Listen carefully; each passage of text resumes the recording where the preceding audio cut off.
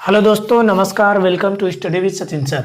दोस्तों, आज की इस वीडियो में हम मॉडल पेपर 3 करने वाले हैं, जो कि मोस्ट इंपॉर्टेंट है और इसमें काफ़ी अच्छे क्वेश्चन हैं। तो वीडियो को एंड तक देखिए, तभी आपका मतलब निकल पाएगा। आप हमेशा पीडीएफ मांगते हैं और वीडियो का सोल्यूशन नहीं देखते हैं, इसलिए जल्दी भूल जाते हैं। तो वीडियो को फुल वॉच कीजिए तो आपको कोई दिक्कत नहीं होगी। तो चलिए स्टार्ट करते हैं। तो पहला क्वेश्चन देखते हैं। इसके पहले इसे यहाँ पर हम निर्देश को पढ़ लेते हैं। देखिए यहाँ पर लिखा है, निम्नलिखित प्रश्नों में 4 आकृतियां 1, 2, 3 तथा 4 दी गई हैं। इन 4 आकृतियों में से 3 आकृतियां कुछ हद तक सदृश हैं तथा एक अलग अलग आकृति को चुनकर सही उत्तर इंगित कीजिए। मतलब कि यहाँ पर जो 4 आकृतियां बनी हैं, इनमें से 3 आकृतियां एक जैसी हैं और एक आकृति बिल्कुल अलग है। उसी को आपको बताना है कि कौन सी आकृति अलग है। ठीक है, तो बताइए पहले क्वेश्चन का आंसर क्या होगा, कौन सा विकल्प सही होगा। तो देखिए इसमें आपका तीसरा विकल्प जो है, यही विकल्प आपका सही हो जाएगा। ठीक है, चलिए इसके बाद हम देखते हैं दूसरा। बताइए कि दूसरे में कौन सा ऑप्शन सही होगा। जल्दी से आप कमेंट करके बताइए। आप कहते हैं कि सर हमको 20 सेकंड का टाइम दिया करो ताकि हम कमेंट करके बता पाएँ, तो आपको टाइम दिया जा रहा है। आप बताइए कि क्या होगा इसका आंसर। तो देखिए इसका आंसर आपका पहला विकल्प ही सही हो जाएगा। देखिए तीनों में क्या मल्टीप्लाई इसमें ऐड है, ये सबसे अलग हो जाएगा। इसके बाद तीसरे में बताना है आपको कौन सा विकल्प सही होना चाहिए। तो जल्दी से बताइए। देखिए बता दिए होंगे आप, हो सकता है। देखिए इसमें आपका पहला विकल्प सही हो जाएगा, ये सबसे अलग है। क्योंकि देखो इसमें 2 बिंदी गोले में, इसमें भी 2 है, इसमें भी 2 है, लेकिन इसमें 3 है। चौथा ऑप्शन बताइए, चौथे क्वेश्चन में कौन सा ऑप्शन सही होगा, जल्दी से बताइए। तो इसमें देखिए आपका पहला विकल्प सही हो जाएगा, क्योंकि सभी कोष्ठक बाहर की तरफ बने हुए हैं ऐसे, और इसमें क्या है, अंदर की तरफ बना हुआ है। तो चलिए आप 5वें क्वेश्चन का आंसर बताइए, कौन सा विकल्प इसमें सही होगा, जल्दी से बताइए। तो इसमें देखिए आपका दूसरा विकल्प, थोड़ा ध्यान से देखिएगा, इसमें आपका दूसरा विकल्प जो है यही सबसे अलग होगा, बाकी सब सेम है। ठीक, चलिए इसके बाद हम देखते हैं छठा क्वेश्चन। तो देखिए यहाँ पर लिखा है, निम्नलिखित प्रश्नों में एक समस्या आकृति दी गई है। समस्या आकृति का एक भाग गायब है। दी गई 1, 2, 3 तथा 4 उत्तर आकृतियों में से उस आकृति को ढूंढिए जो बिना अपनी दिशा बदले समस्या आकृति के गायब भाग से इस तरह ठीक बैठती है कि समस्या आकृति का पैटर्न पूरी तरह बन जाता है। ठीक है, तो बताना है कि कौन सा विकल्प सही होगा। जल्दी से बताइए कि पहले वाली में इन चारों में से कौन सा विकल्प सही होगा। यहाँ पर क्या भर दें तो ये पूर्ण हो जाएगा। जल्दी से आप कमेंट करके बताइए। तो देखिए इसमें आपका चौथा विकल्प सही होगा। इसको अगर हम कर देंगे तो ये पूर्ण हो जाएगा। तो बताइए 7वें क्वेश्चन में कौन सा आंसर सही होगा। जल्दी से कमेंट करके बताइए कि इसमें कौन सी आकृति भर दें तो फिट हो जाएगी। इन चारों में से क्या होना चाहिए। तो देखिए इसमें आपका पहला विकल्प सही हो जाएगा। तो चलिए जल्दी से बताइए 8वें क्वेश्चन का आंसर क्या होने वाला है। जल्दी से बताइए कौन सी आकृति इसमें लगा दे तो ये पूर्ण हो जाएगा। तो इसमें आपका तीसरा विकल्प सही होगा। अगर इसको हम कर देंगे तो ये पूरी तरह बन जाएगा। इसके बाद क्वेश्चन नंबर 9 देखते हैं। इसमें बताइए कि कौन सा विकल्प आपका सही होना चाहिए। जल्दी से बताइए कि क्वेश्चन नंबर 9 में कौन सा ऑप्शन आपका सही होगा। तो इसमें आपका देखिए पहला ऑप्शन सही हो जाएगा। इसको अगर हम लगा देंगे तो ये राउंड पूरा बन जाएगा। क्वेश्चन नंबर 10, इसमें बताइए कौन सा विकल्प सही होगा। जल्दी से बताइए कि कौन सा विकल्प सही होगा, जल्दी से बताइए। तो देखिए इसमें आपका पहला ऑप्शन बिल्कुल राइट आंसर हो जाएगा। चलिए इसके बाद हम अगला क्वेश्चन देख लेते हैं। क्वेश्चन नंबर 11, इसमें जल्दी से बताइए कौन सा विकल्प आपका सही होगा। जल्दी से बताइए 11 नंबर में। तो इसमें आपका दूसरा विकल्प जो है सही हो जाएगा। क्वेश्चन नंबर 12, जल्दी से बताइए कमेंट करके कौन सा विकल्प आपका सही होने वाला है। जल्दी से बताइए। तो इसमें भी आपका दूसरा विकल्प ही सही होगा। क्वेश्चन नंबर 13, जल्दी से कमेंट करके बताएंगे कि कौन सा विकल्प आपका सही होगा। जल्दी से बताइए। तो क्वेश्चन नंबर 13 में आपका दूसरा विकल्प सही हो जाएगा। ठीक, चलिए इसके बाद हम अगला देख लेते हैं आगे। क्वेश्चन नंबर 14, तो जल्दी से कमेंट करके बताइए कि कौन सा विकल्प इसमें सही होने वाला है। जल्दी से बताइए। तो क्वेश्चन नंबर 14 में देखिए आपका तीसरा विकल्प सही होगा। ये यहाँ से इसे पूरा हो जाएगा। क्वेश्चन नंबर 15, जल्दी से बताइए कौन सा विकल्प आपका सही होगा। तो क्वेश्चन नंबर 15 में आपका हो जाएगा पहला विकल्प बिल्कुल राइट आंसर। तो देखिए इसमें काफ़ी सिंपल हैं और आप इसको कर सकते हैं। जो ना आए आप कमेंट कीजिएगा, बाकी आप खुद करिए, इसको मैं नहीं कराऊंगा। ठीक है, इसमें आपके लिए 50 क्वेश्चन डाला गया है, आप इसको ध्यान से देखिए। जो ना आए आप कमेंट कीजिएगा, आपको बताया जाएगा। अब हम मैथ के क्वेश्चन को देखेंगे, इसमें भी इंपॉर्टेंट क्वेश्चन को देखेंगे। बाकी आप कर सकते हैं क्योंकि आप अब इतना पढ़ लिए कि आप कर सकते हैं 100%। तो देखिए गणित में इसमें हम देखेंगे जो क्वेश्चन हार्ड होंगे उसी को देखेंगे, बाकी क्वेश्चन आप खुद करेंगे। तो देखिए 51 नंबर आप कर सकते हैं। इसमें आपको बताना है कि किस दिन ज़्यादा बिक्री हुई। आप ग्राफ में देखेंगे वैसा लग रहा बुधवार, तो आप टिक लगा देंगे कि बुधवार को ज़्यादा बिक्री हुई। इसके बाद 52 नंबर आप खुद लगाएंगे, 53 कमेंट में बताएंगे, 54 भी आप लगाएंगे, 55 नंबर भी आप लगा सकते हैं।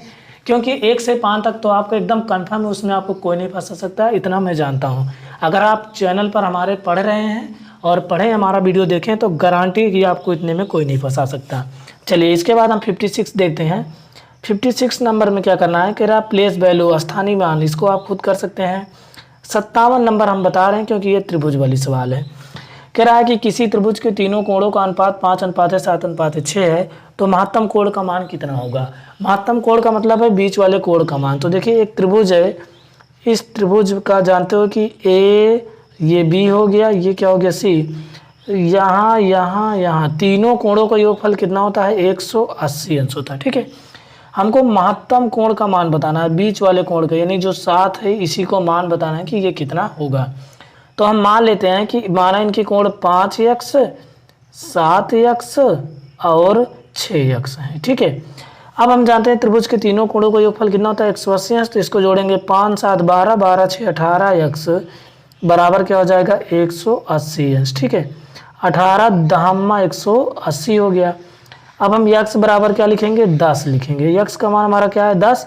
हमसे पूछा महत्तम कोण बीच वाला, तो 7 × 10 कर देंगे तो कितना हो जाएगा 7 दहम्मा 70, यानी आपका दूसरा विकल्प राइट हो जाएगा। ठीक, चलिए इसके बाद हम अगला क्वेश्चन देखते हैं। क्वेश्चन नंबर 58 आप खुद कर लेंगे क्योंकि इसमें आपको बताना है कितना टाइम पे गाड़ी पहुंची है।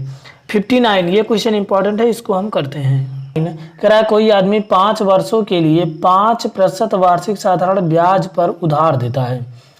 यदि उसे 6250 धनराशि प्राप्त होती है तो उसका मूलधन कितना था।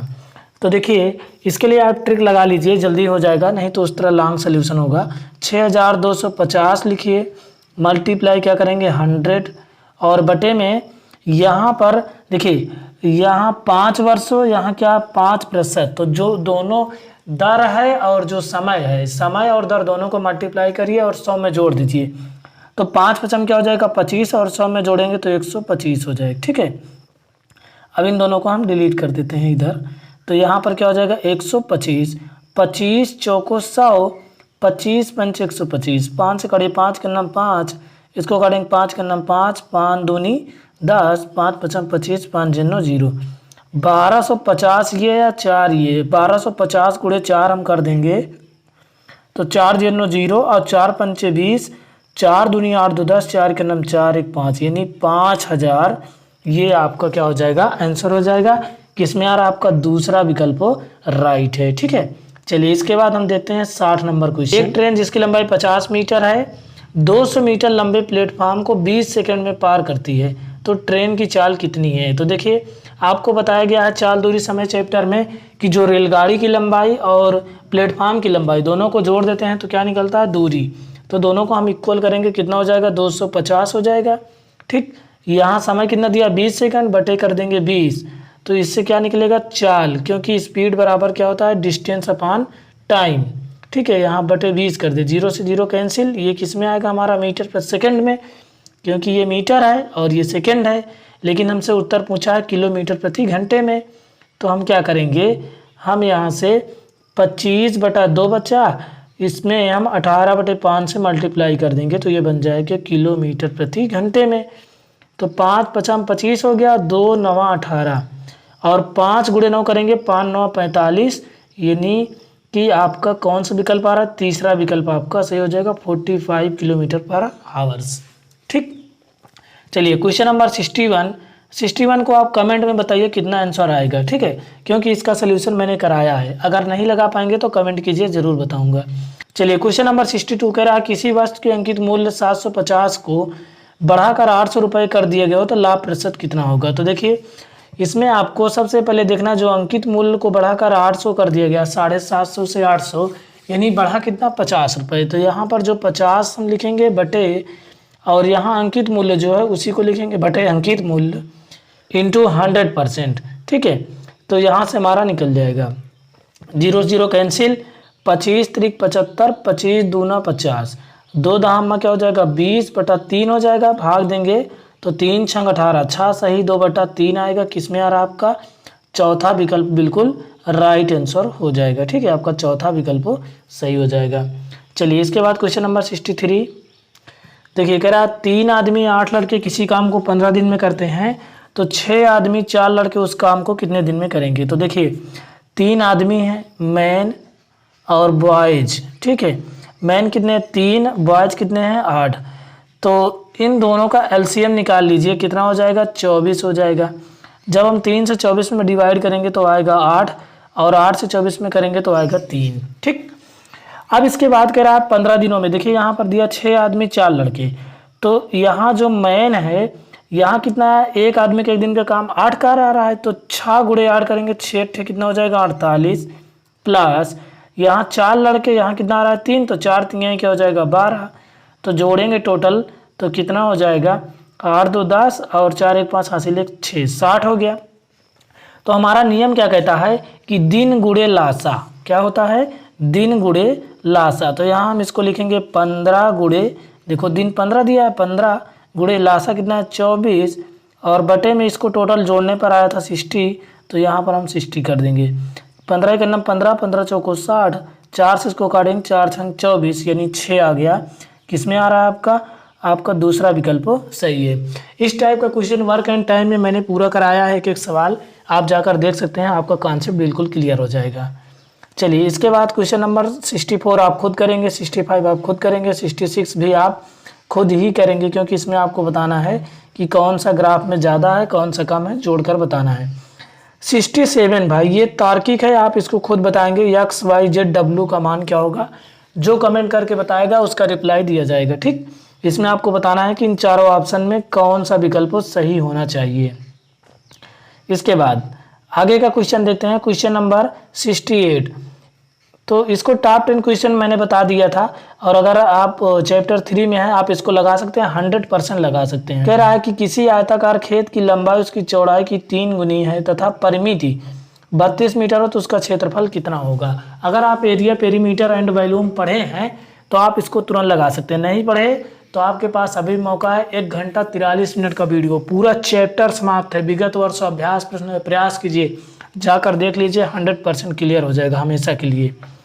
चलिए इसको देखते हैं। यहाँ पर चौड़ाई को हम मान लेते हैं x और लंबाई को मान लेते हैं 3x। अब इसके बाद परिमाप दिया है तो परिमाप हम निकाल लेते हैं, परिमाप वाला सूत्र। तो परिमाप बराबर क्या होता है आयत का परिमाप बराबर होता है 2 गुणे लंबाई प्लस चौड़ाई, तो 3 कितना हो जाएगा 4x, ठीक है। तो यहाँ 32 परिमाप दिया, हम परिमाप रख दिए, तो इसका हम गुणा करेंगे 2 गुणे 4 तो कितना हो जाएगा 8, और 8 से इसमें हम डिवाइड करेंगे तो 8 चौक 32 यानी x बराबर क्या आ गया 4। तो देखिए x का मान 4 आ गया। अब हमसे क्या पूछा है, कह रहा है कि उसका क्षेत्रफल कितना होगा। क्षेत्रफल निकालने के लिए हमको क्या चाहिए, लंबाई और चौड़ाई। तो x का मान 4 आया, तो इसका मान लंबाई कितना आएगा 4 3 12 हो जाएगा, और आयत का क्षेत्रफल क्या होता है लंबाई गुणे चौड़ाई, इन दोनों का मल्टीप्लाई करिए 12 चौक 48 वर्ग मीटर। किसमें आ रहा है आपका तीसरा विकल्प राइट आंसर आपका हो जाएगा, ठीक है। तो चलिए हम देख लेते हैं इसके बाद वाले सवाल। क्वेश्चन नंबर 70 आप खुद करके बताएंगे, प्रॉफिट लॉस मैंने इसका बहुत वीडियो बनाया, आपको समझाया, आप बताएंगे इसका आंसर क्या होगा, ठीक है। इसके बाद 71 भी आप बताएंगे इसका आंसर क्या होगा। 72 देख लीजिए, कह रहा है किसी संख्या के 3 गुने एवं 5 गुने का योगफल 96 है तो उस संख्या का वर्ग कितना होगा। तो ध्यान से देखिएगा, किसी संख्या के 3 गुने एवं 5 गुने का योगफल, 3 गुने तो मान लेते वह संख्या x है, 3 गुने तो 3x हो जाएगा, एवं 5 गुने प्लस 5x, योगफल मतलब जोड़ कितना है 96 है, तो पूछ रहा है उस संख्या का वर्ग कितना होगा। तो 5 3 कितना होता है 8x बराबर क्या हो जाएगा 96। 8 से इसको हम करेंगे तो कितनी बार जाएगा, 8 का नाम 8 दूनी 16 12, और 12 की स्क्वायर कितना होता है 144 144। तो आपका किस में आ रहा है, आपका चौथा विकल्प सही हो जाएगा। ठीक, क्वेश्चन नंबर 73 आप इसको खुद करेंगे कि 8 से कौन सी संख्या पूरी पूरी विभाजित हो जाएगी। 74 भी आप करेंगे, 75 मैं बता दे रहा हूँ। तो ध्यान से देखिएगा, कह रहा है क्वेश्चन नंबर 75, ध्यान से देखिए, कह रहा है महेश और सुरेश की वर्तमान आयु का अनुपात 4:7 है। 5 वर्ष पूर्व उनकी आयु का योगफल 67 था, तो महेश की वर्तमान आयु कितनी थी। तो ध्यान से देखिएगा, महेश और सुरेश की वर्तमान आयु का अनुपात कितना दिया 4:7। तो जो महेश की आयु हो जाएगी हम मान लेते हैं 4x, और जो सुरेश की है उसको मान लेते हैं 7x। ठीक, कह रहा है 5 वर्ष पूर्व उनकी आयु का योगफल। तो 5 वर्ष पूर्व कहा तो पूर्व कहे तो घटा दीजिए, इसमें 5 प्लस करके इसमें भी 5 घटा दीजिए, क्योंकि दोनों की 5 वर्ष पूर्व उनकी आयु का योगफल कहा है। ठीक है, ये देखो 5 वर्ष पूर्व उनकी आयु का योगफल 67 था, तो यहाँ पर हम क्या लिखेंगे बराबर 67। ठीक है, अब ध्यान दीजिएगा 4 और 7 दोनों जोड़ेंगे क्या हो जाएगा 11x, और 5 और 5 दोनों माइनस में जोड़ेंगे 5 5 10 हो जाएगा, बराबर हो जाएगा 67। ठीक है, अब 11x ऐसे लिखेंगे बराबर, ये देखो माइनस में उधर जाएगा, जब ये इधर आएगा तो हो जाएगा प्लस में, तो 67 इधर है, 10 उधर जाएगा तो क्या हो जाएगा 77। ठीक है, ये उधर जाएगा प्लस में हो जाएगा, तो 11 से हम इसमें डिवाइड करेंगे तो आएगा 7। ठीक, अब हमसे क्या पूछा है, कह रहा है ध्यान से देखिए, यहाँ पर दिखाई दे रहा होगा महेश की वर्तमान आयु।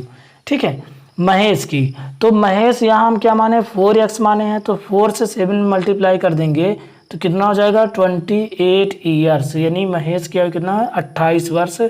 आपको किस में आ रहा दूसरा विकल्प सही हो जाएगा। ठीक है, चलिए एक हम हिंदी का अनुच्छेद देखेंगे, बाकी आप खुद करेंगे। चलिए अब अनुच्छेद नंबर 1 हम पढ़ते हैं। देखिए कह रहा है किसी समय एक नगर में एक कपड़े का व्यापारी रहता था जिसका नाम धर्मचंद था। सेठ धर्मचंद नाम के आरूप ही धर्मात्मा आदमी था। वह सुबह शाम मंदिर जाता था और लगभग 1 घंटा प्रार्थना करता था। मन की इस एकाग्रता में कभी कभी उसे सट्टे के अंक भी सूझ जाते थे। उसकी दुकान पर धर्म पेटी रखी थी। वह बड़ा मिलनसार और मधुर स्वभाव का व्यक्ति था। ठीक है, उसका मुंह कानों तक फट गया था, दांत बाहर हो गए थे और उसे बिना प्रयत्न दीनता प्रकट करने की सुविधा मिल गई थी। ठीक है, जब वह किसी से बोलता तो उसके मुख पर ऐसी मीठी मुस्कान खेलती, दांत ऐसे दीनता बताते हुए आंखों में ऐसी लाचारी होती कि सामने वाले से यदि वह उसका सिर भी मांग लेता तो उसे एकाएक नहीं कर सकता था। धर्मचंद बहुत ईमानदार था, क्योंकि वह ग्राहक से बात करते हुए बहुत ईमान कहता जाता था। वह सच्चा आदमी था, क्योंकि वह कपड़े की दर और उधारी के हिसाब भगवान की कसम खाकर बताता था। तो चलिए बताइए क्वेश्चन नंबर 1, कपड़े के व्यापारी का क्या नाम था धर्मचंद। ठीक है, आपका दूसरा विकल्प सही। फिर सट्टे के अंक सूझना का क्या अर्थ है, जल्दी से बताइए सट्टे के अंक सूचना का क्या अर्थ है। तो सट्टे के अंक ज्ञात हो जाना, यानी आपका पहला विकल्प सही हो जाएगा। सामने वाले से कुछ भी मांग लेने पर मिल जाने का मुख्य कारण क्या था, बताइए जल्दी से बताइए क्या होगा 78 का। तो इसमें आपका पहला विकल्प सही हो जाएगा, क्योंकि धर्मचंद का दीनता प्रकट करने वाला चेहरा। 79 धर्मचंद अपनी उधारी का हिसाब क्या खाकर बताता था, भगवान की कसम, यानी आपका दूसरा विकल्प सही हो जाएगा। 80 कह रहा उसकी दुकान पर क्या रखी, दान पेटी, अग्राहक पेटी, धर्म पेटी, संग्रह पेटी। तो जल्दी से बताइए इसमें क्या होगा। तो इसमें धर्म पेटी, वह उसकी दुकान पे धर्म पेटी रखी थी। बाकी का क्वेश्चन आप खुद करेंगे, ना आए तो कमेंट कीजिए, ज़रूर आपको बताया जाएगा। ठीक है, तो जल्दी से ये अनुच्छेद आप करके फटाफट आप इसका उत्तर बताएंगे।